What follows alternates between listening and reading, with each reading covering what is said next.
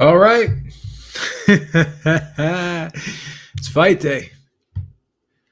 Tyson Fury, Deontay Wilder 3.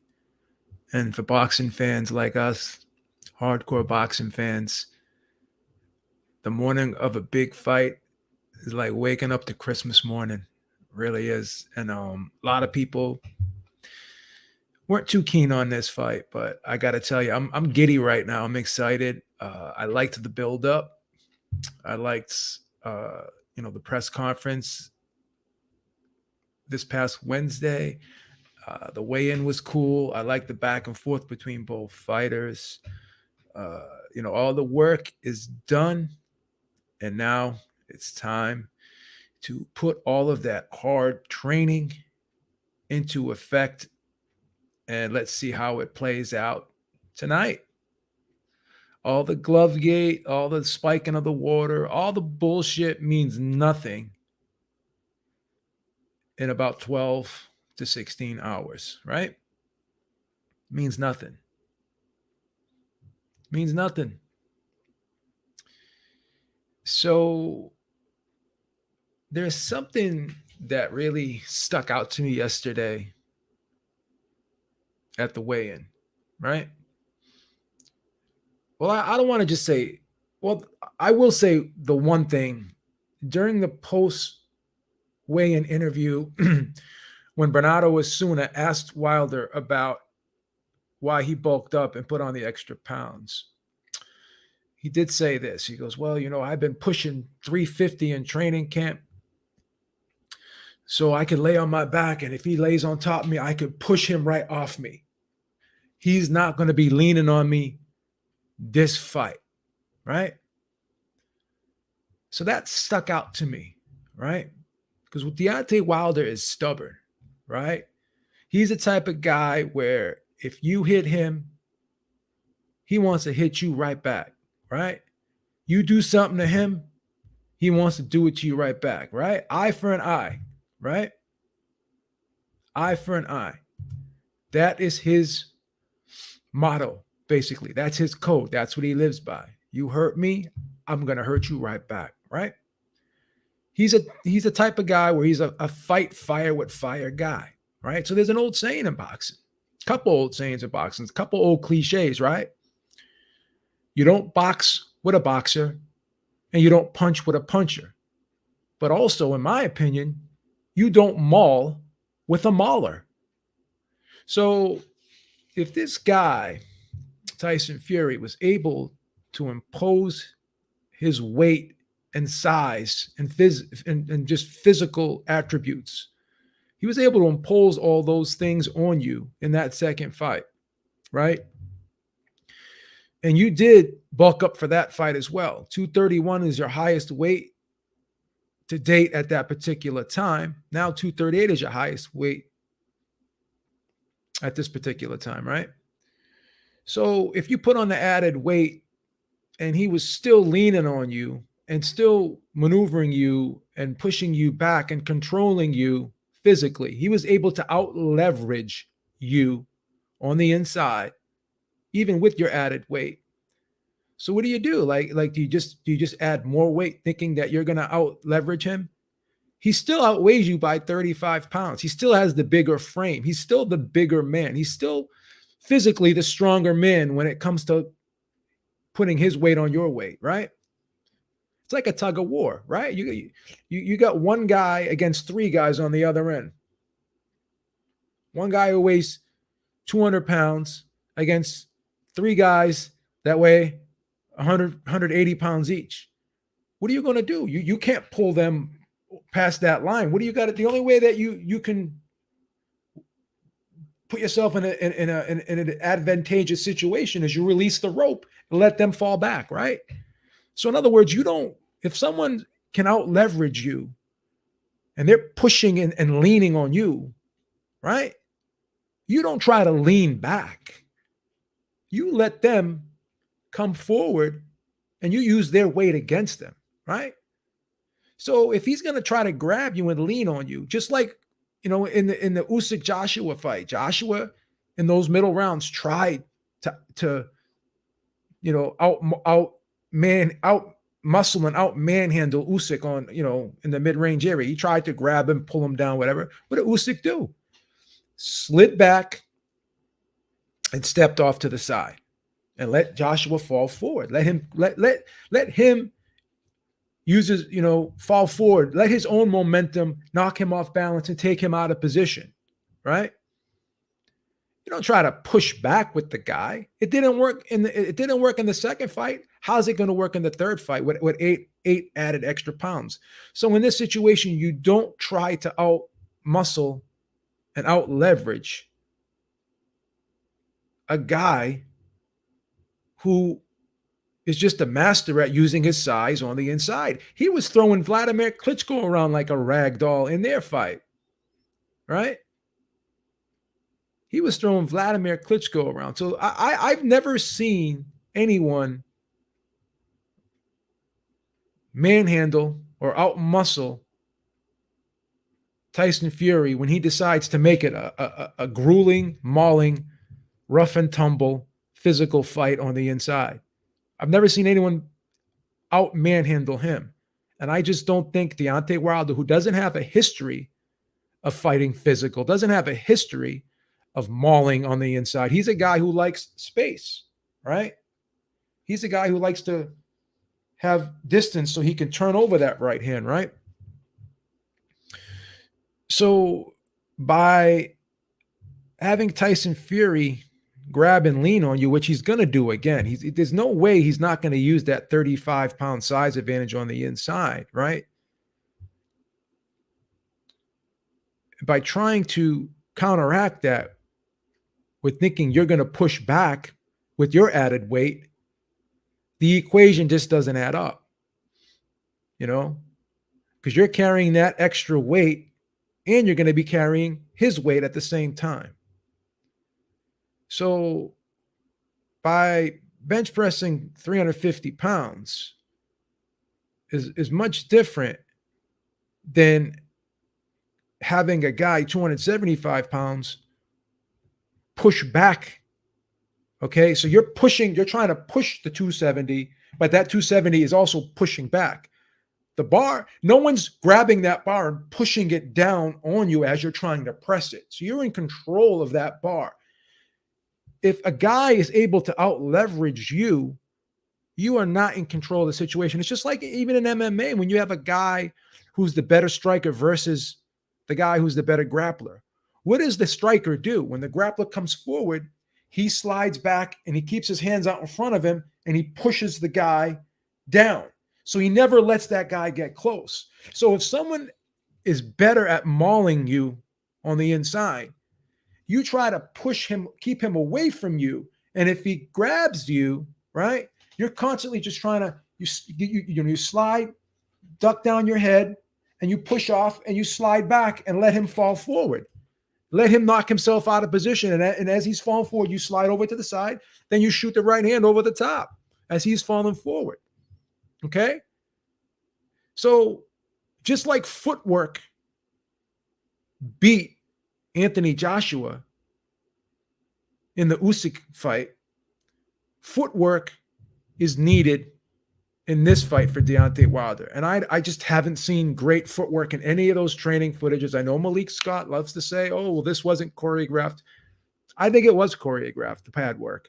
I think the pad work was designed to make Deontay Wilder look good, give him confidence, right? Give him confidence.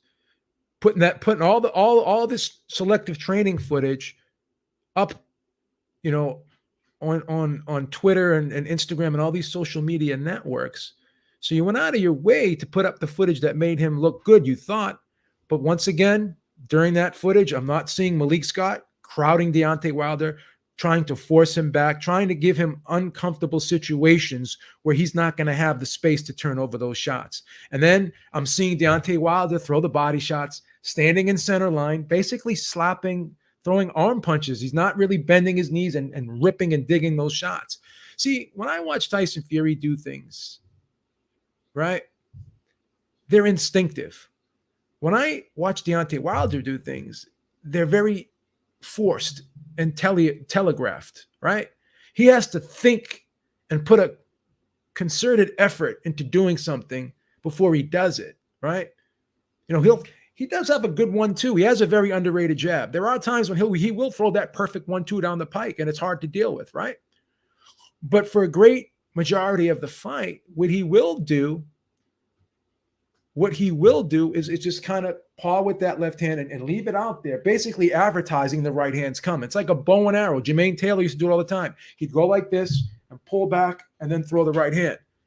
And that's a tell. That's one of his tells. Constantly keeps that right hand down at the bottom of his chest, and he's always repositioning it before he throws it. There are times when he will just throw that quick 1-2, but a lot of times he's always repositioning it and putting it in position to throw it. Okay. And, you could see that when he raises it up, that's when he throws it. And then he drops it back down. So there's a lot of giveaways and tells that Wilder does that Fury just picks up on. I agree, Beeb. The pad work looked choreographed for social media. It just seems like Wilder always has yes men around him. It's like this. We there was a situation recently with me, right? And I was having a conversation with somebody. And throughout this conversation, they kept telling me, you can trust me. You can trust me. You can trust me. So I'm sitting there saying to myself, if you really believe that I can trust you, and you're not concerned if I can trust you, right? Then why do you have to keep telling me that I can trust you? Why are you trying so hard to convince me that I can trust you, right? Deontay Wilder and Malik Scott are constantly putting this footage up there, right? And they're telling you that I'm new. I'm new. This is a new Deontay Wilder. They're almost trying to convince themselves that they're not the same fighter in that second fight, right? Oh, we're trying to make Deontay Wilder do things that he's done in the past. And again, what has he done in the past?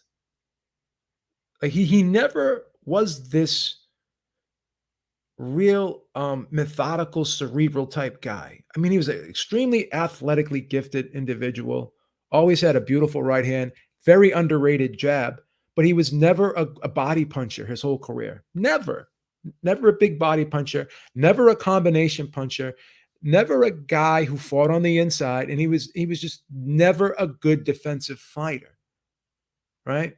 And every time he did throw a feint, he would really oversell the feint, where Fury just does little subtle herky-jerky things. Where Wilder, when he throws a feint, he's like, he really oversells it, right? And everyone's like, oh, the puncher's chance. He always have that right hand. But here's the thing. Even in that second fight, if you watched, he landed a big right hand in the second round. And Fury just rolls with it. Like even in the 12th round of that first fight, if you watch when Deontay Wilder landed that right hand, Fury's rolled with it. He sees it coming. He knows when it's coming. Okay. And he rolls with it. If you go back and watch the first fight in the 9th round, that knockdown was kind of Fury being off balance, and he got hit on the top of the head, and he didn't see the punch coming, and it was obviously a legitimate knockdown, but it was one of those flash type knockdowns, right? Because Fury took his eye off the target, right? And he was off balance a little bit, right? Second knockdown happened in the 12th round. Fury rolled that shot. I don't think he took the full blunt of that shot. And if he did take the full blunt of that shot, he may not have gotten up. But if you go back and watch it in slow motion, Fury rolled that shot. So instinctively, Fury just knows when that right hand's coming. It's almost like when Pacquiao used to fight Marquez. Marquez always knew that when Pacquiao came forward, I got to take that half step back and step off to my right, and he's going to walk right into my right hand. It's like everyone's got a bullet with their name on it. And Deontay Wilder's bullet is Tyson Fury. So again, Malik Scott has told us, yeah, Deontay Wilder's stubborn, right? Deontay Wilder still is saying that I have to be right for a second while everyone else has to be right for 12 rounds, right? Deontay Wilder is convinced that he knocked out Tyson Fury in the first fight. And I watched the fight several times and I even counted myself, and Tyson Fury clearly got up. Clearly got up. I put a stopwatch on it and everything. It wasn't a long count, in my opinion. And most people, if you put a stopwatch on it, even if you count it, and again, it's not a 10 count is not 10 actual seconds. It's the referee counting. And everyone, if everyone counted to 10, I started and you started, we'd all finish at different times. So again, the denial of thinking that I knocked him out already in the first fight, which you didn't do, and then saying he never hurt me in the second fight. The only reason why that fight was stopped because my corner threw the towel in. But then you turn around and say the guy had egg weights in his glove and he put a dent in your head. I'm just a firm believer in, if you can't acknowledge and you don't have the self-awareness to be able to identify mistakes that you've made, then you can't correct them. And then, Malik Scott saying, well, I told Deontay Wilder the only way I would train him is if he admitted that he lost the fight because he made mistakes in that second fight. He wanted him to own up to the problems and the shortcomings of that second fight. But did he really do that? Because when you listen to Deontay Wilder talk, it's almost as if he doesn't believe those first two fights even happened. That wasn't me in there, right? That wasn't me in there. Instead of just saying, I think I can do better. That wasn't me in there. He cheated me. He can't punch. He can't hurt me. He knocked you down twice, right? He had you backing up and he buckled your knees in the first fight in the 12th round, right? He hurt you in that round. Again, I can't pretend what I'm watching is not happening. I can't lie to myself. I don't have, and I can't exhibit cognitive dissonance. I just can't allow myself to do it. And they're already complaining about the gloves. And there's already a narrative about the referee change and the judge change.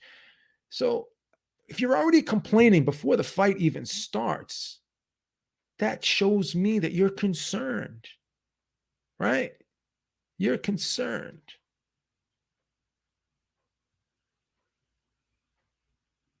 The alibis are already piling up before the first bell has even rung. Tyson Fury is a minus 270. Deontay Wilder is a plus 225. Okay? Plus 225. But the interesting thing that stands out to me is this. For the first time in my life, when I've looked at a prop bet, the odds are telling me that his opponent, which is Tyson Fury, has a better chance of knocking him out. They're giving Tyson Fury better odds of him knocking Wilder out than Wilder knocking Fury out. Now, you can say whatever you want. The odds makers get it wrong all the time. Not all the time, but they've gotten it wrong before, and they're not the be-all, end-all. But that line is glaring to me.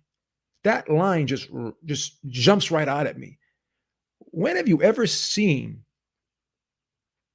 Deontay Wilder at a plus 800? He's usually like a plus 150. Even sometimes he's been a minus 110.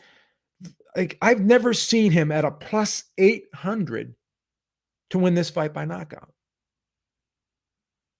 It's amazing. It's a fucking amazing. Yeah. So the gloves looked fine. And you got Tay Jones saying, well, these gloves don't look right. Okay, so what's wrong with them, Tay Jones? Oh, they don't look right. Well, what's wrong with them? That just goes to tell you that they're just grasping at straws. They're just trying to throw things out there.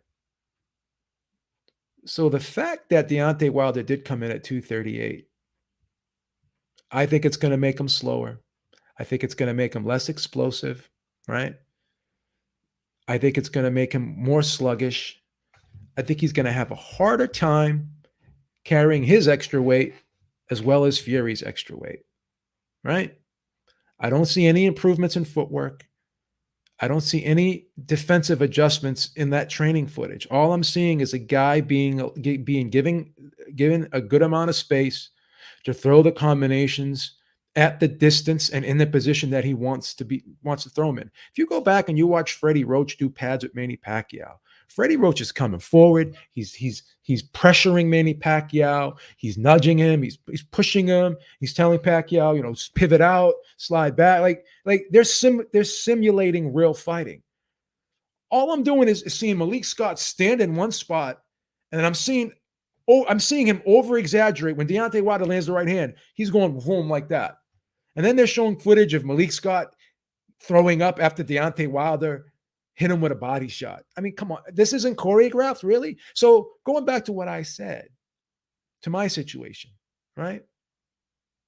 With that incident that I had with this person last week. Oh, you can trust me, you can trust me, you can trust me.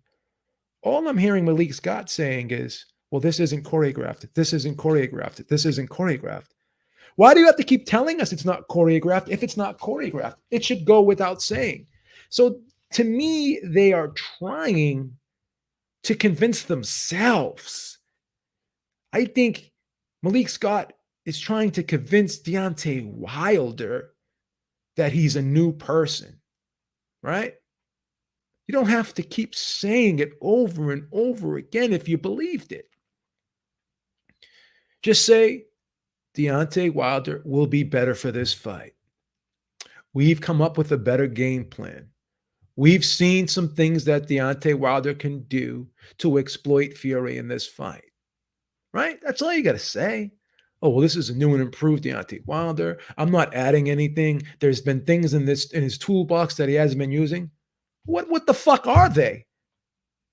We've seen this guy fight, right? 43 times now. 43 or 44 times now. And for the greater part of his career, right, he's fought one fucking way. Now, people can say, well, he outboxed Stavern. He fought a beautiful fight. Okay. He had a good jab in that fight. Yeah. But Stavern, much smaller, 6'1", 76-inch reach, shorter arms, very slow feet, really didn't throw a lot of punches, seemed to be concerned about getting hit with the right hand, right? Deontay Wilder had the time and was given the space to throw the jab and the right hand comfortably because you were in there with a much smaller, slower guy.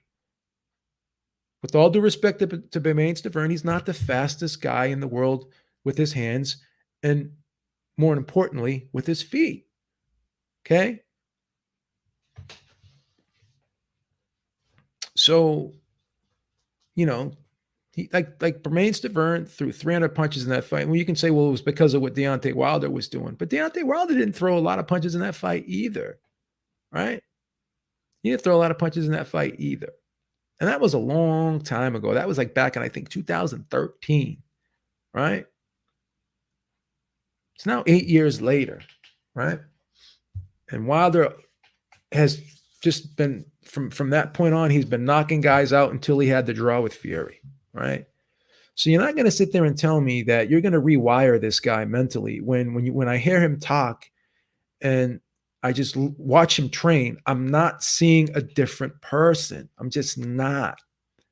I do think he was sick. Something was wrong with him physically. I do believe he had an injured left bicep tendon going into that fight. I do believe all those things, right? But I also believe in the first fight, Fury was probably 70% of himself. He had two meaningless tune-ups that I don't even think he looked good in that year in 2018. He just lost a shit ton of weight. You're not going to sit there and tell me that wasn't the best version of Fury in the first fight, right? And I thought he won 9 of the 12 rounds, right? I could not see anyone giving Deontay Wilder more than 4 rounds in that fight if you wanted to. If you wanted to give him the first, maybe you could have done that. I didn't do it, but I only gave Wilder 3 rounds, okay, in the 19 rounds that these two men fought. I've seen the right hand land, and I've seen Fury continuously roll it. I've seen Fury get knocked down, right? And I've seen him get up and fight back harder. I've seen Wilder get knocked down, and he did not get up and fight back harder.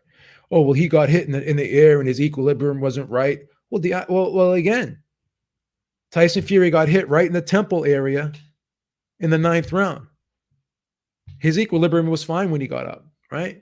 The thing about Tyson Fury is I've seen Tyson Fury fight in the 270-pound range. I've seen him fight in the 250-pound range.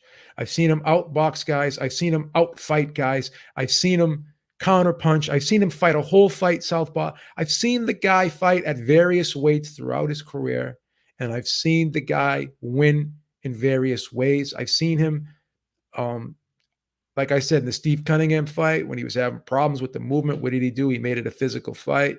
Chisora fight, he boxed. Second Chisora fight, he became more physical. The guy just has so many ways to win, where everyone's telling me Deontay Wilder can only win one way. In anything in life, you always are going to play the percentages. You go into a doctor's office, he tells you you got some type of condition, and he gives you options.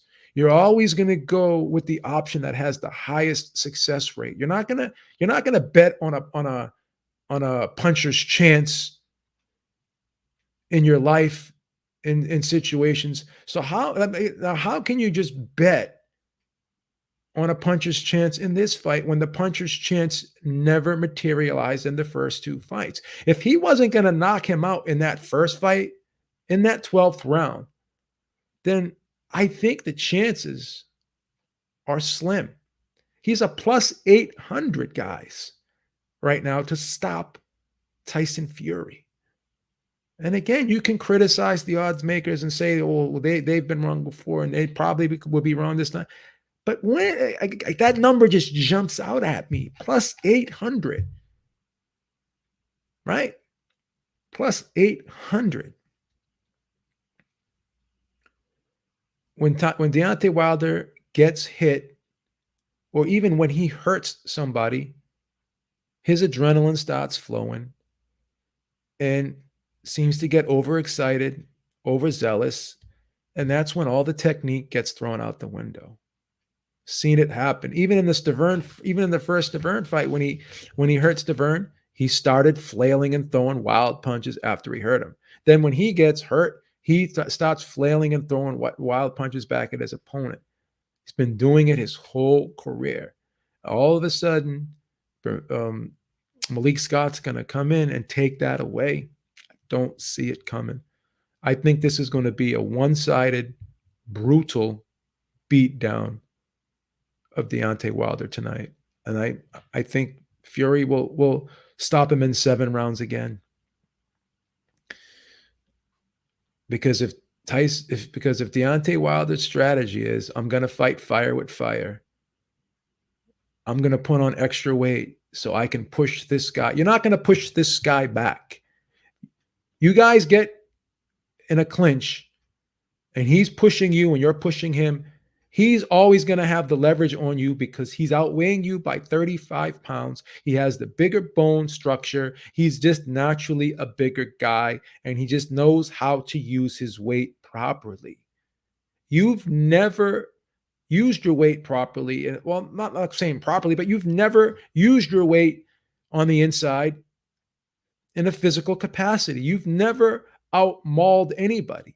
Your claim to fame is getting some space and turning that big right hand over. And that space and distance was taken away from you in the second fight, which I predicted it would be. I did not think Fury was going to knock him out in the second fight, but I thought he would change the strategy and fight a more physical fight and take that distance away. When he started stepping to Wilder, pushing him back, forcing him back after that knockdown in the 12th round, He saw something. He saw something. And I don't think what he saw in that 12th round went away in the second fight, right? And I don't think it's going to go away in this third fight.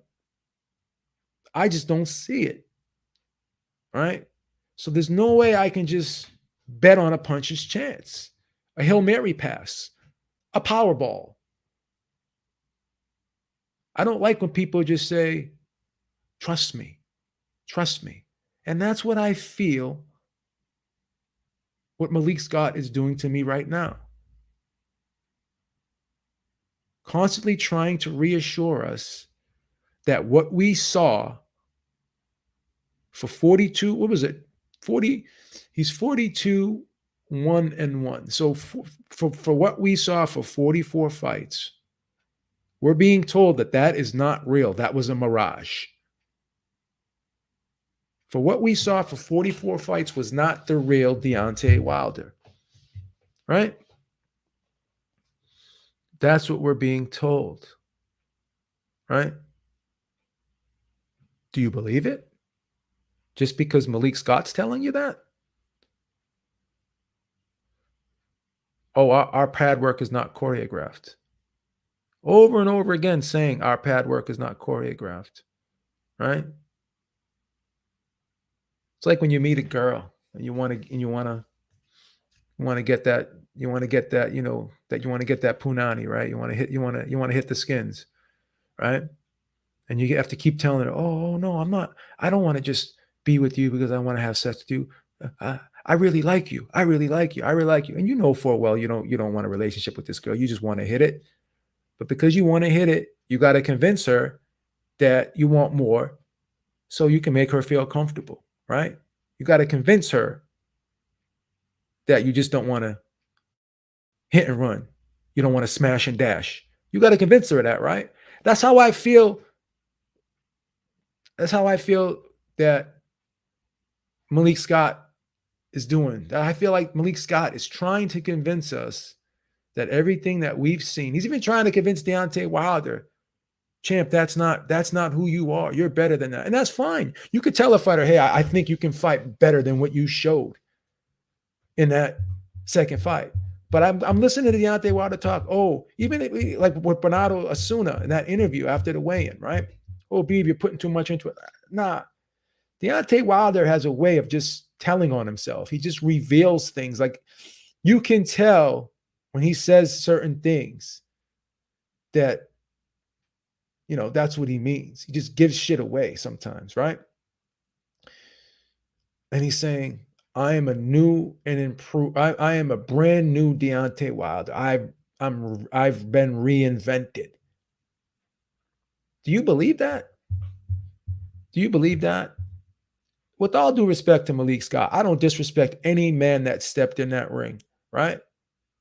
He was a good fighter. He was a solid fighter. He's a good boxer. No disrespect to Malik Scott. But no one's going to tell me that a guy who's been in the camp as a friend, right? Right? As a friend can just come in and take an authoritative position in that camp. Oh, well, there's things that Deontay Wilder has been that is capable of doing that he just wasn't showing. But you were in all of those camps, you said. So if you saw him not doing what you believed he could do as his friend, you wouldn't pull him aside and tell him? You wouldn't tell him? You wouldn't have those conversations with him? Hey man, I don't want to step on any toes, but you know what? I know you got Breland and everything, but I was watching the fight and I saw you do this. I think if you did that, you would have had an easier time. So you're very close confidant. You always were in there.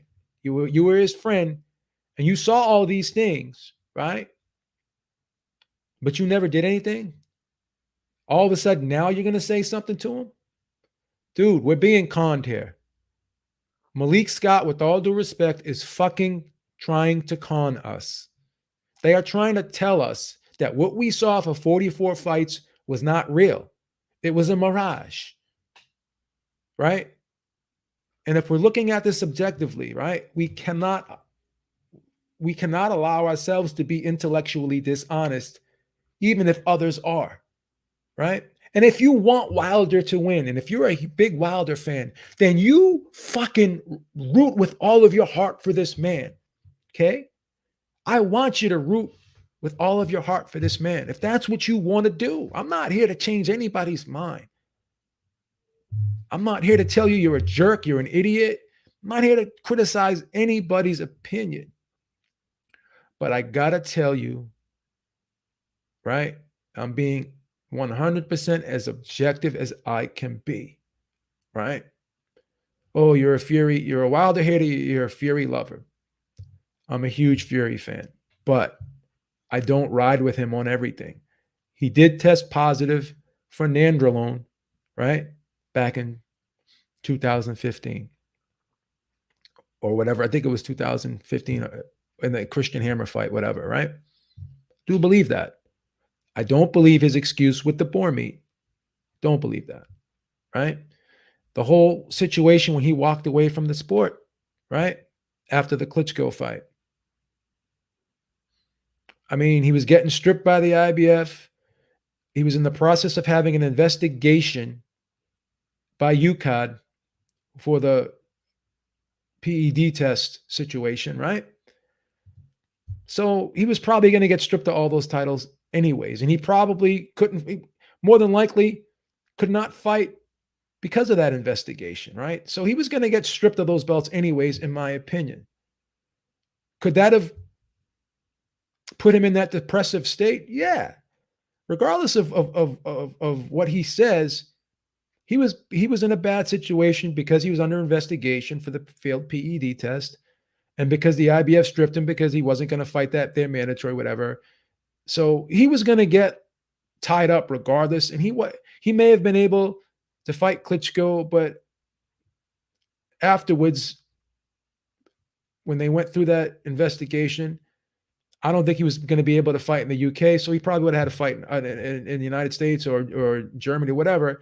But he was in a bad situation regardless, and it's quite possible it wouldn't have been a happy outcome for him. So he probably would have had to step away at some point at that time because of the UCAD investigation. The IBF stripped him because of the mandatory. All those things, I think, pushed him over the edge and made him say, well, you know what? Fuck it. I'm just going to walk away from it all. I don't want to deal with it. Also, could the pressure of being the champion, right? I've already accomplished this great feat. Could anything else, right? Can anything else surpass or even equal that, right? So there was a downer there. So again, whether or not he was depressed or not, he put himself in a situation. He did it to himself. He did take the PEDs. I don't believe the boar meat excuse, right?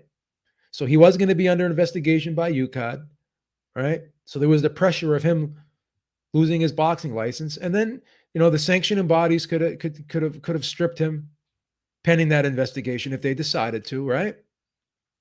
So that was always there. The IBF stripped him because he didn't let them know whether or not he wanted to do a voluntary or whether or not he was going to fight his mandatory. He didn't fill out the proper paperwork, so they stripped him. So he fucked up there, right? He said crazy things that I don't agree with. Said some homophobic things. I don't co-sign on that shit. So if you want to call him a cheater, again, once a guy tests positive for PEDs, that will follow him around the rest of his career, right? But at the end of the day, if he's being drug tested and he's passing the drug tests, right, then it is what it is. I mean, he lost like 3 years of his career. So he did the crime, and I think he did the time. Now, there's always going to be that skepticism hanging over his head because he did pop positive for those PEDs. That's fine. You want to call him a cheater? You can call him a cheater. You have the evidence to back up your claims if you decide to call him a cheater. That's fine. But once again, he was relicensed. He was out of the sport for 3 years. Um, I don't know. What do you want? Do you want a lifetime ban? I, I don't want a lifetime ban. I think if he pops positive again, yeah, I'd ban him for life, right? But for one time, you want to get rid of him? I don't know. So I'm not here to defend Tyson Fury for the failed PED test. He's never defended the title. That's a bad look too, right? He walked away from the Klitschko rematch. He's pulled out of a lot of fights in his career. He trolled everybody for almost a year, telling them he was going to fight Joshua when he knew full well he wasn't going to fight him. And I knew full well he wasn't going to fight him either. That's why it didn't bother me as much. I knew he was trolling. But the fact that he was trolling fans and they were believing him, I could see people not liking Fury. You don't have to like the guy. Me, I don't dislike someone because they're flawed, right? I don't think he's a bad person. Do I think he's flawed? Yeah. Do I think he's a bullshit artist? Yeah. But there's one thing about Tyson Fury. You can call him a liar, you can call him a bullshit artist, you can say he contradicts himself, but the one time when Tyson Fury does not lie, does not bullshit, does not contradict himself, there's one time when he doesn't do any of those things.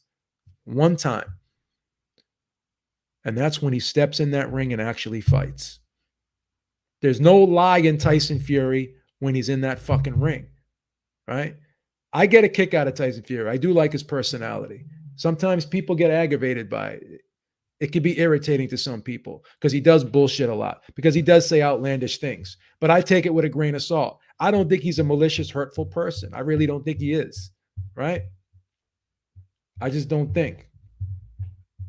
I don't think those things. I just don't think those things.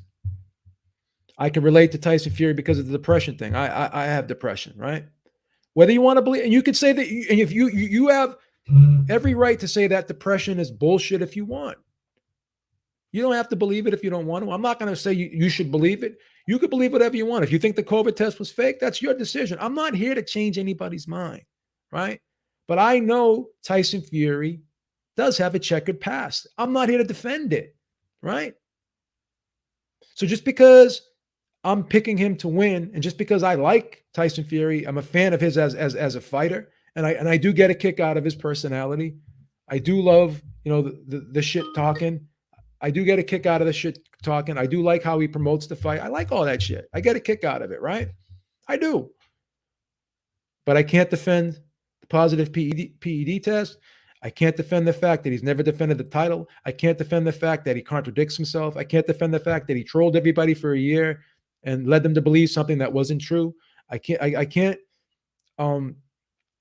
debate the fact that he's not a bullshit artist, that he doesn't contradict himself, that he doesn't say things one day and then change his mind the next, that he doesn't tell things, that doesn't say things that aren't always true. I can't defend him when he does those things, right? So I'm not looking for a perfect person. I mean, I'm not a perfect person. I'm sure you're not a perfect person, but certain things someone does, if it rubs you the wrong way and you can't get past that, and that's a deal breaker in determining whether you like that person. If you don't like Tyson Fury, you're not going to like Tyson Fury.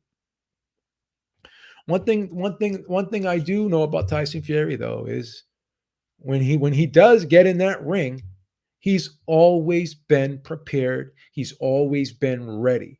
Seen him make adjustments on the fly in the ring. I've seen him be put in situations where he had to come back from adversity. In the Wallen fight, when his eye was torn up, he changed the strategy. He started fighting southpaw. He started closing the gap and making it an inside fight. Steve Cunningham, his foot speed was bothering Fury. He was sticking and moving on Fury. He was punching and really doing well with the lead hand, and he was moving side to side, making subtle steps to his right and left. Wouldn't stand in front of Fury. What did Fury do? Started closing the gap, started cutting off the ring, started leaning on Steve Cunningham, taking his legs away, and he made it a physical fight. Deontay Wilder knocked him down twice, almost had him out in the 12th round. Tyson Fury gets up and takes it to Deontay Wilder, right? We've never seen Deontay Wilder come back from adversity. And when he was faced with adversity, what did he do? He did not accept it. He was in denial about the adversity. That wasn't me. Fury cheated. My trainers was disloyal. Grabbing the Beckett referee.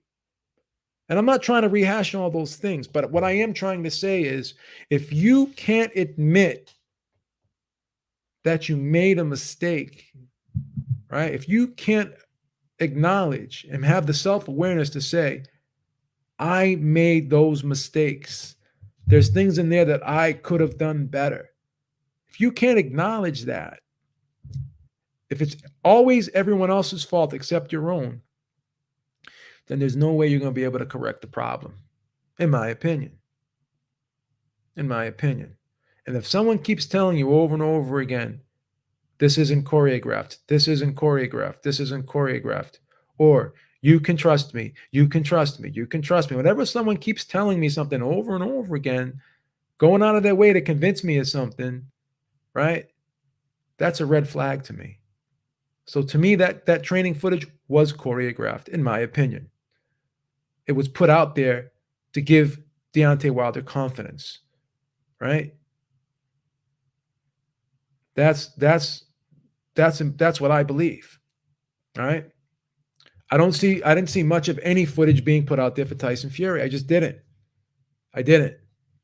All right. And who knows what's going on with the sparring? I don't know, but I know Tyson Fury. I know who Tyson Fury's sparring with. He's sparring with Jared Anderson, very good fighter. F.A. Ajagba. So he's sparring with world-class guys. I don't want to say world-class guys, but guys who are really good and have a ton of potential. Who's Deontay Wilder sparring with? We're not hearing about his sparring partners, right? Oh, Fury had a horrible camp. How do we know? Why? Because he's got some facial scars. Deontay Wilder appeared to have a little mouse under his eye. Again, if you're boxing, you're gonna get scars on your face. I told you, Tyson Fury's a fair-skinned guy, right? So we know that Fury's been in there with some. He's got some really good guys in camp. Who does Wilder have in camp? They're not telling us anything about. We're not seeing any. So I don't know what's going on with the sparring with Wilder. I don't know who he's sparring with. All I know is they've been interviewing Tyson Fury's sparring partners, and Tyson Fury's sparring partners are saying that he's doing well. Now, obviously, of course, they're going to say he's doing well because he's paying them, right? That's fine. You could say that if you want, but we're not even hearing anything. We're not hearing anything about Deontay Wilder's sparring partners. They're not being interviewed, right? They're not being interviewed, right? So let's see. Let's see what happens. I think it's going to be a very brutal fight. I think Deontay Wilder is going to lose tonight. I think he's going to get stopped. I don't like the strategy. I don't believe Malik Scott. I just don't. I don't believe Malik Scott. I just don't believe him. It's not choreographed. It's not choreographed. Really, it's not choreographed. So it wasn't a coincidence that Deontay Wilder hit you in the stomach with the vest on, and then there's footage of you throwing up. That's not trying to make Deontay Wilder look good. Oh, he can punch me in the stomach so hard that he's making me throw up.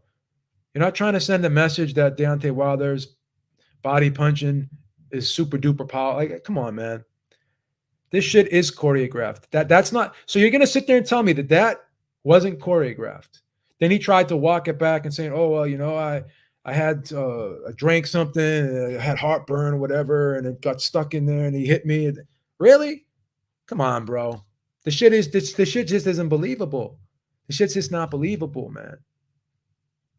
Shit's not believable. So yeah, Fury's a bullshit artist. He's a con artist. All those things. But there's one place where Tyson Fury has always told us the truth. Remember this when I tell you. There's one place where Tyson Fury has always told us the truth. Always told us the truth. And that has been in the ring. That's one place where he's never lied to us. Never. Never. Where Deontay Wilder has lied to us. Has lied to us. He didn't hurt me. He didn't hurt me. Right? Does anyone believe that Tyson Fury did not hurt Deontay Wilder in that second fight? Anyone believe that? Oh, well, I knocked him out in the first fight. Did he really knock Tyson Fury out in that fight?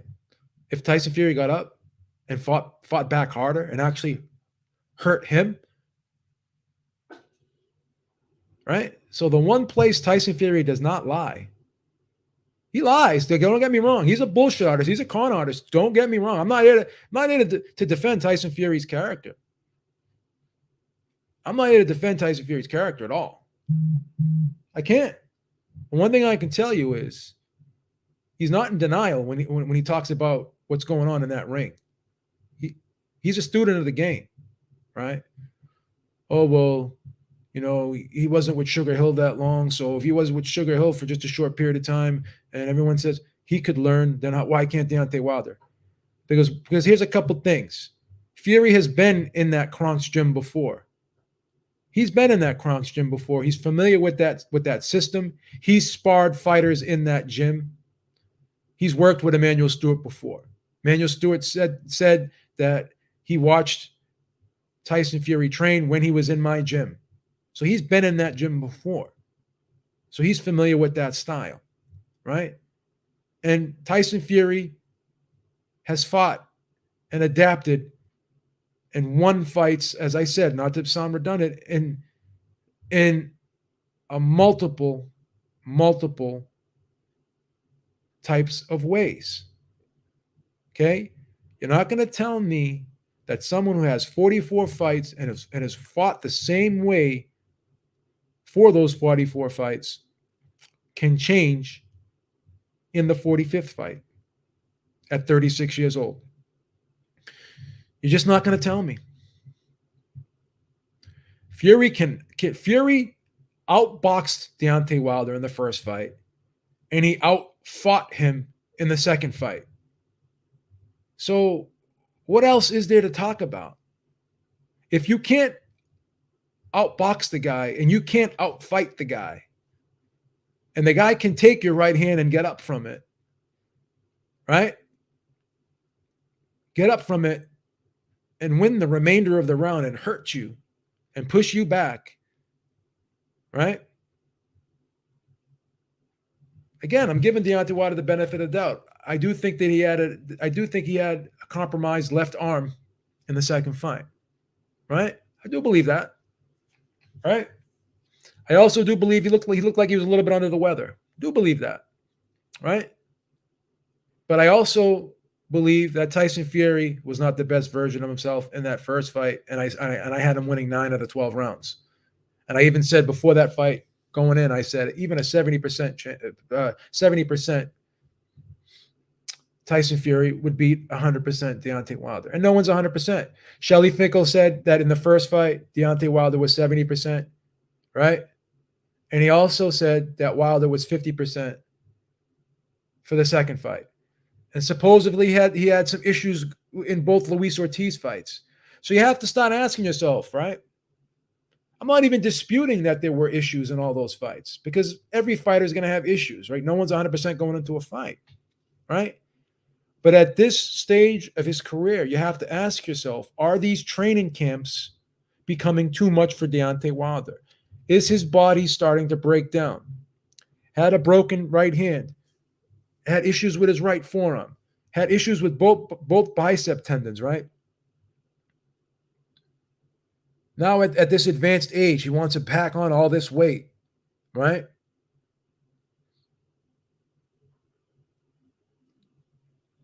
Is it too much now?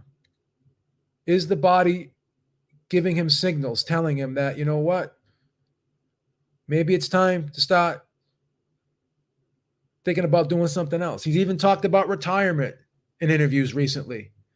So you have to ask yourself, is this the end for Deontay Wilder? Is he on the other side of his career? Is he turning the corner? You have to ask yourself those questions, guys. You have to ask yourself those questions. So he hasn't been right, according to him, his team, since the first Luis Ortiz fight. So he's been having issues as far back as then, right? Deontay Wilder is 35 years old right now. He's born on October 22nd, 1985. So in roughly 13 days, less than 2 weeks, Deontay Wilder will be 36 years old. So for all intents and purposes, I say Deontay Wilder is 36 years old because his birthday's in 2 weeks. Okay? His birthday's in 2 weeks. You know? And here's another thing. You want to talk about layoffs, right? Deontay Wilder's coming off of an injury. He's coming off of a surgery, right? Both guys could be affected by the layoff. But again, once again, Tyson Fury is an adaptive, reactive, instinctive fighter, right? Deontay Wilder is more of the athletic guy. He's more of the fast twitch guy. He's the explosive guy, right? So the guy who's adaptive, reactive, the guy who has the better reflexes, the guy who's more of a natural fighter, my opinion, same thing like with Sugar Ray Leonard, right? Very technically gifted, very good, highly skilled boxer. He came back after the layoff, right? It's going to be much different when the guy who has the skills comes off the layoff as opposed to the guy who relies on the athletic ability, right? And as you get older, that athletic ability starts to dull. The reflexes start to dull, right? It's the guy who can rely on the skills. It's the guy who can rely on the variety of ways to win. The guy who has more ways to win, the more versatile guy, I should say. He's the guy that usually has the ability to transcend in his later years as he gets older. And he's the guy who can shake the cobwebs off and the dust off better after a long layoff. We've seen Tyson Fury come off of a 3-year layoff, right? In 2018, have 2 meaningless tune-ups, and then, in my opinion, beat Deontay Wilder clearly in that fight. So once again, I have to look at evidence. Fury's shown me that he could fight at 270 pounds because he's been heavy. He's been as high as 276 and as low as like 249 or whatever. I've seen Fury light and I've seen Fury heavy, and I've seen him effective in both situations. Every time I've seen Deontay Wilder put on weight, I haven't seen it improve him, right? He bulked up for the second fight. It didn't help him. I've seen Fury take 3 years off and come back, and in my opinion, win the heavyweight title again. That's my opinion. You don't have to agree with me. Officially, it was a draw. Say what you want. I think he won the fight. Most people do. Right? So that's the thing. That's the thing. So I have to look at history. I've seen Deontay Wilder at his career high, right? In the second fight. I didn't see it help him. I've seen Tyson Fury be off for 3 years, right? Have to lose over 100 pounds. And then, and during that layoff, he's abusing his body with cocaine and alcohol, right?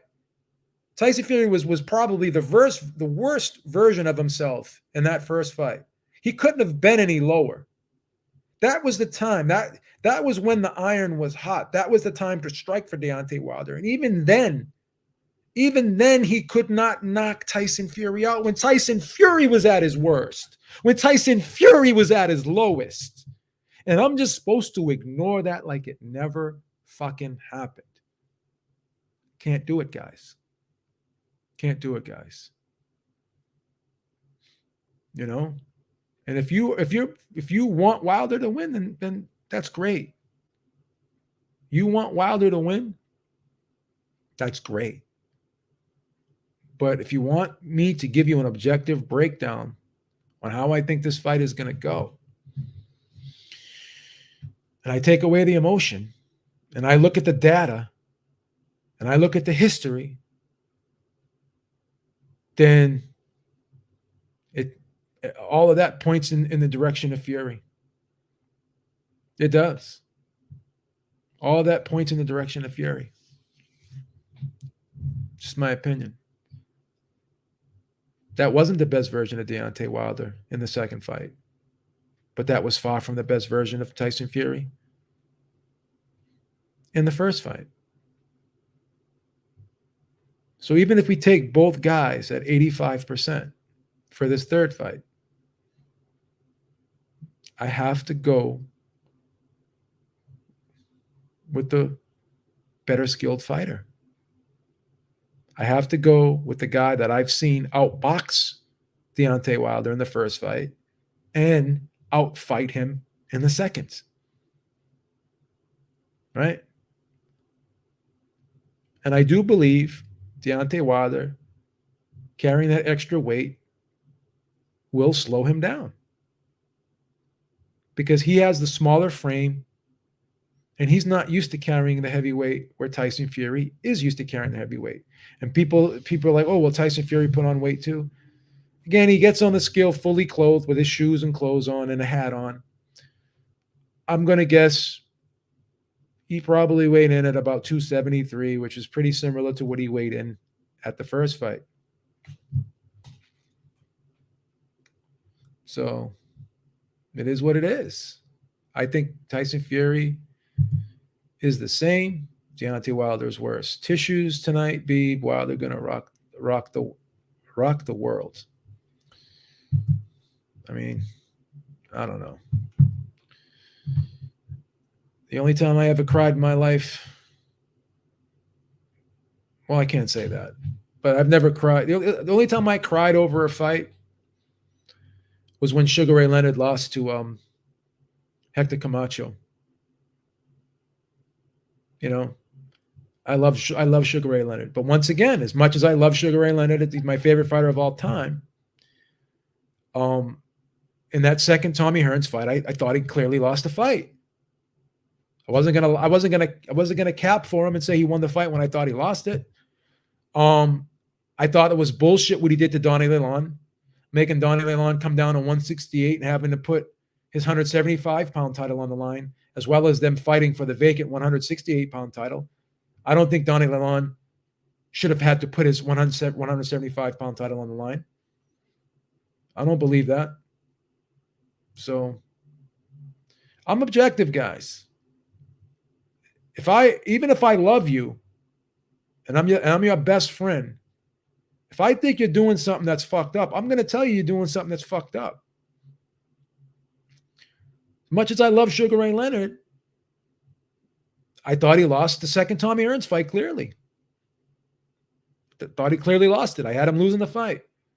I don't think that Donnie Lalonde should have had to put up his 175-pound title. They should have just fought for the vacant 168. I thought that was a cheap way to win two titles in two different weight classes on the same night. And I said it when it happened. I didn't agree with it, but I still love Sugar Ray Leonard. So you could be biased towards somebody, but still be objective. I picked Anthony Joshua last week, not last week, but I think it was a couple weeks ago, to beat Usyk, right? But I thought Usyk took him to school. Thought he beat him clearly. I thought Usyk won 9 rounds to 3. So it is what it is, guys. And if Wilder does go out there tonight and knocks Tyson Fury out with the right hand, that'll be one of the greatest comeback stories in the history of boxing. My opinion. How can you not appreciate that? How could I not appreciate that if that happens? Going in there with a guy who's never trained a boxer in his life, not even never trained a fighter in a heavyweight title fight, but not even trained a fighter in his whole life, basically in a professional fight, to my knowledge. So I have to play the percentages. It didn't happen in 2 fights. He hit him with the right hand, and he continues to roll it. So, and I think he's going to lose some of his explosiveness with the added weight. I'm not going to make a prediction on a fight based off of whether I like a guy or not. A lot of people do not like Fury, and just because they don't like him, they're picking him to lose. That's fine. But just say, I want Fury to lose. That's why I'm picking against him. Right? If you want Wilder to win because you like Wilder, then say, I'm picking Wilder because I'm a big Wilder fan. That's fine. That's fine. As much as I love Sugar Ray Leonard, my favorite fighter of all time, when he fought Terry Norris, I did not think he was going to win. I picked Terry Norris to win that fight. But I did say, I love Sugar Ray Leonard. I want him to win, but I think he's going to lose the fight when he fought Terry Norris. So I'm a truth teller, guys. I'm a truth teller. If I had a son, right, and he was 21 years old and he was 5'6", and he said, Daddy or Dad, I want to be in the NBA someday, I would tell him, son, why don't we go to college and try something else? I don't think you're going to make it. I tell people the truth. I tell people the truth. There's no lie in me. There's no lie in me. Right? So it is what it is. So now we're going to do the poll in the chat, and we're going to say who wins. We're going to do the poll to see who you guys think is going to win. Guys, we got 52 watching right now. We only got 37 likes. Please hit the like button, guys.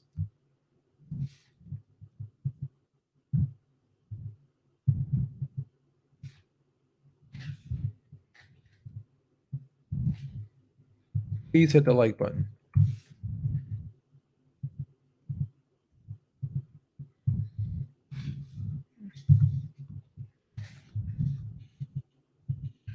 I think I'm going to do a live cast tonight. I know I'm going to be tired and everything. I know I'm going to be tired, but I want to do it because I love doing those live fight casts.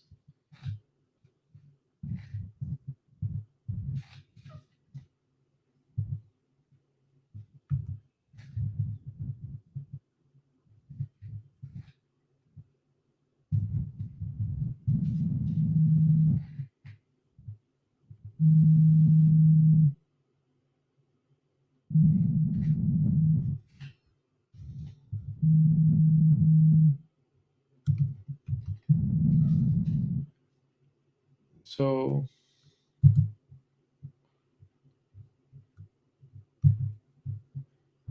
I got the poll in the chat, and I'm just curious to see how you guys think this fight is going to play out.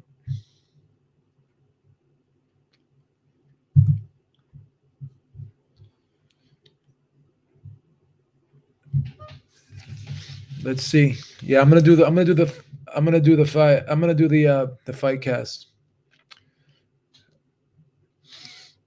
the fight cast tonight. I'm looking forward to it.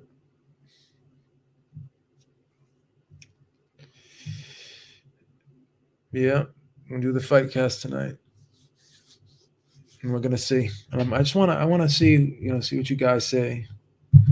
Curious to see. Okay, so we got 50% saying Fury by KO, 7% Fury by decision, 33% Wilder KO, 7% Wilder by decision. So we got 60. So far, it's 60-40. 60 Fury, 40 Wilder. So, I am running into a lot of people, though, that are picking Wilder. My brother's picking.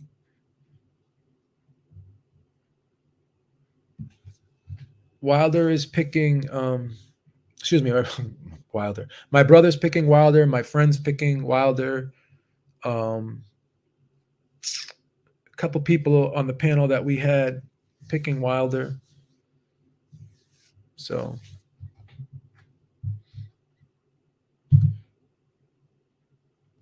why? Um, Ralph is picking Wilder because he hates Fury more than he hates Wilder. Basically, one thing I've learned about Ralph, he is an emotional bettor. He bets with his heart, not with his head. I feel bad for him. He bets with his heart, not with his head.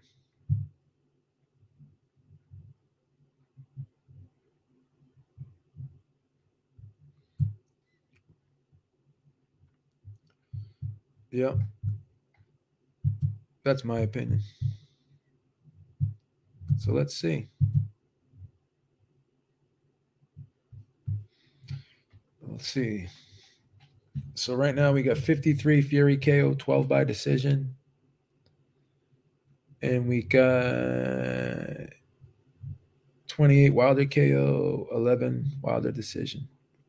So that just tells you, like, when have you ever seen Wilder in a fight where there's a higher percentage of his opponent knocking him out than him knocking his opponent out? That's crazy.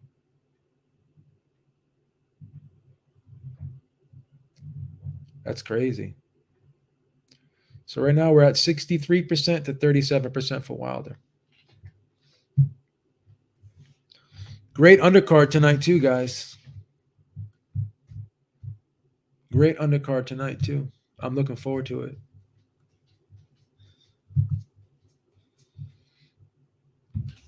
Yeah, if you like Wilder, he's a plus 800 to win by knockout. So why not bet him? I don't think it's a bad bet. I don't think it's a bad bet.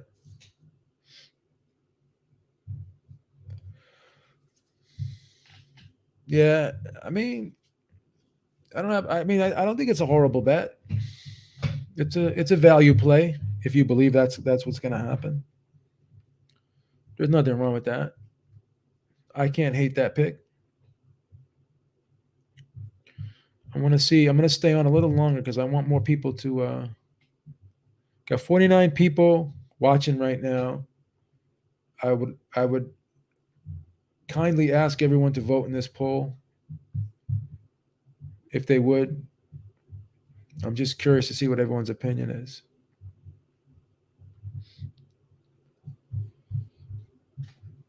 So 43% for Fury KO, 19% by decision. I'm that's that's kind of bizarre that 10% people are picking Wilder by decision. Oh, now it's 9% Wilder by, like, 9% of the people are picking Wilder by decision. Let me see. Yep. Guys think there's going to be a lot of did you think both guys will score knockdowns in this fight? Like each guy will knock each other down in this fight? What do you guys think?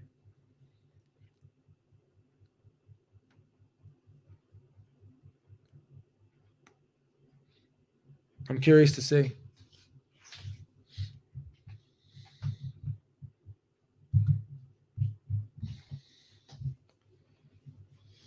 I'm curious to see.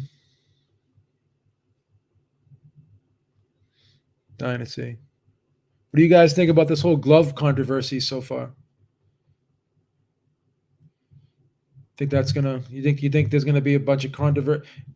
You guys think there's gonna be controversy after this fight? I'm curious to see. So 50% are picking Fury by KO. 15% are picking him by decision. 27% are picking Wilder by KO, and 8% Wilder by decision. So most people are picking Fury by KO. That's the highest chance of probability in a lot of people's minds here. Very interesting. Very, very interesting. Let's stay on a little bit longer. See if we can get some more likes. Let's get some more likes up, guys. Let's get some more people voting on this poll. 45 people watching. I want 45 votes before I go. We can get that up to 45. Then I'm gonna sign off.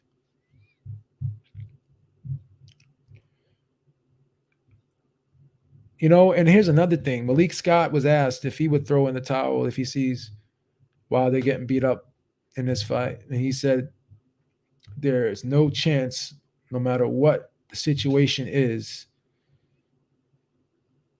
that he would be throwing in the towel for this fight. That's what he said. That's what he said. He said he will not throw in the towel for this fight under no circumstances. So let's see if Wilder is put in this situation again, if Malik Scott will do what he says. He just do what he says he said. See if he'll do what he says. Curious to see that.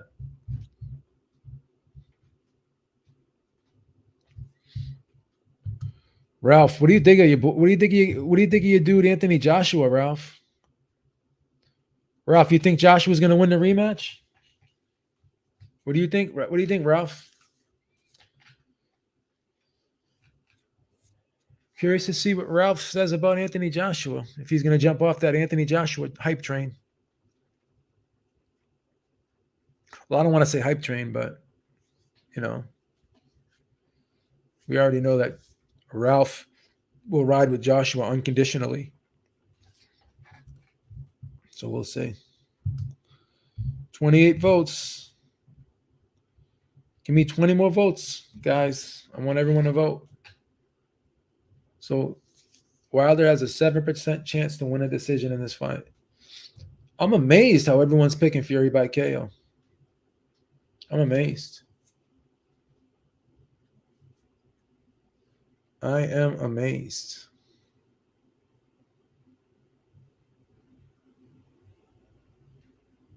It's crazy. I think I'm going to bet Fury by KO tonight. I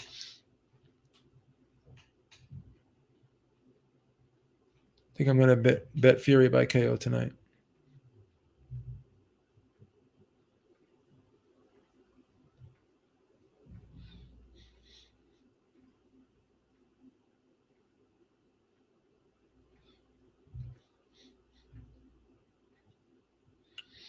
I'm going to bet Fury by KO tonight. Got 30 votes. See if we can get about 27 more votes, guys. Let's get 17 more votes, excuse me. We got 46 watching, 45 watching. Let's get some more votes.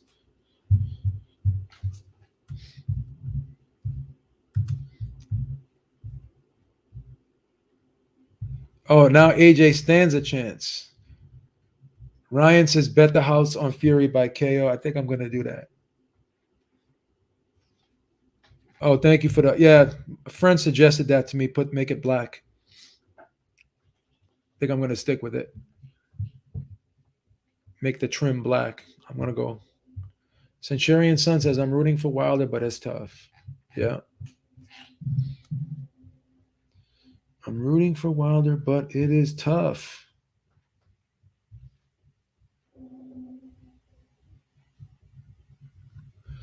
The word Dosser sounds bigoted. It's sad hearing my white friends repeat it, though. Well, let's look what the word means. Dosser is a city person who does not have a permanent home and sleeps in the streets or in very cheap hotels. British, informal, disapproval. So I don't know if that's bigoted or not. If you're saying someone doesn't have a home and sleeps in the streets. What does dosser mean in British slang? A homeless person. An increasing number of young dossers are also okay. So he's basically calling Wilder a homeless person. I don't know. I don't know.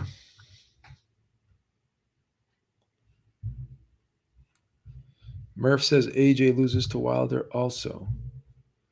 All right, so we got 31 votes.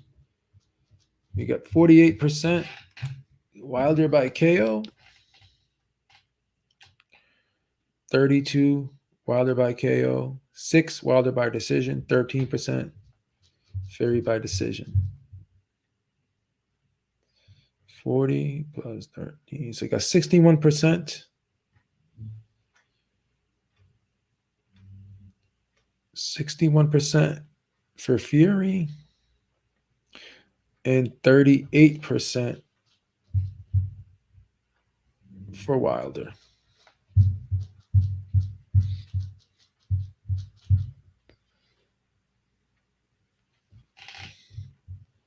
So according to you guys, it's pretty much a 60-40 fight. So it's close. The odds are close here in the public.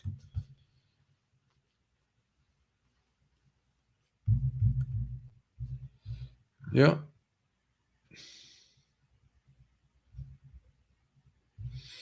So that's the thing. Yeah, if people are getting emotional about the picks and stuff, I mean, I don't know. That's crazy to me. For someone to say Fury's got no power, he's like 275-ish. He's a big guy. To sit there and believe that he's going to hit somebody and it's not going to hurt them, that's just unrealistic in my opinion.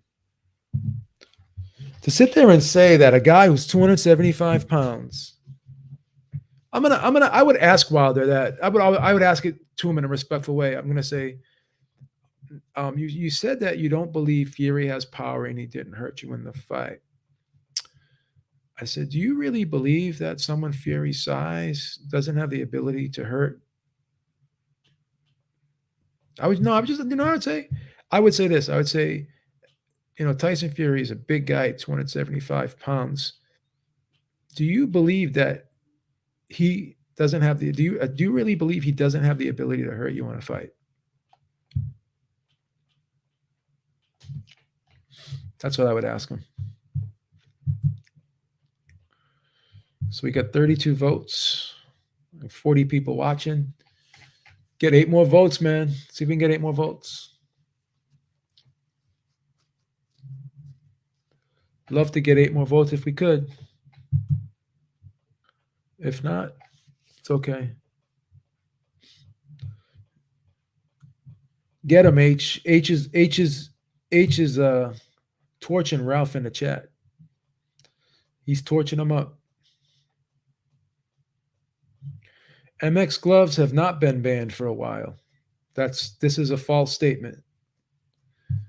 MX gloves have never been banned. That is a false statement. That is not true. Because Robert Garcia's fighters have used them all the time.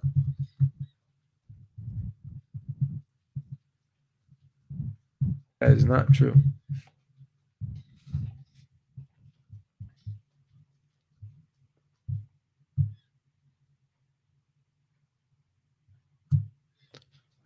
There is actually no ban on MX gloves in the United States. I don't know if they're banned in the UK or not, but I do know they are not banned in the United States. I can clearly verify that.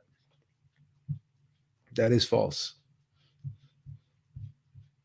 And if Deontay Wilder wants to use MX gloves, I think he's used MX gloves in the past. I think, if I'm not mistaken, I believe he used MX gloves in the Areola fight. If the commission approves it, then he can use them. Both guys are required and allowed to pick 2 pairs of gloves. right? They're allowed to pick 2 pairs of gloves. Okay? If they're approved by the commission, then they can use those gloves. It's that simple. It's that simple. So I know this glove controversy, no matter what happens, there's going to be controversy on the Wilder side. I don't suspect that Fury is going to complain too much, even if he were to lose. But I know Wilder's going to complain if he loses. I know his team, at least his team's going to say something, or his fans. His fans, there's no way if Wilder loses that his fans don't come out and complain. There's just no way. I know his fans are going to come out and complain. I know that. That's just my opinion. I don't see it any other way. I don't see it. Let's get 8 more votes and we'll close this down, guys. See if we can get 8 more votes.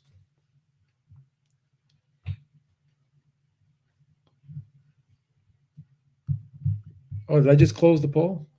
My fault. Shit. I think the poll just ended. The poll just ended. Wilder did an interview with 78, and I believe he said that MX gloves were banned, but since the commission is allowing Fury to use with the padded horsehair, they let him use the MX. No, because again, MX gloves are not banned. That's just not true. That's not true. I can say Diet Coke is banned. That doesn't make it true, right? I can say it's illegal to give someone the middle finger. But that doesn't make it true.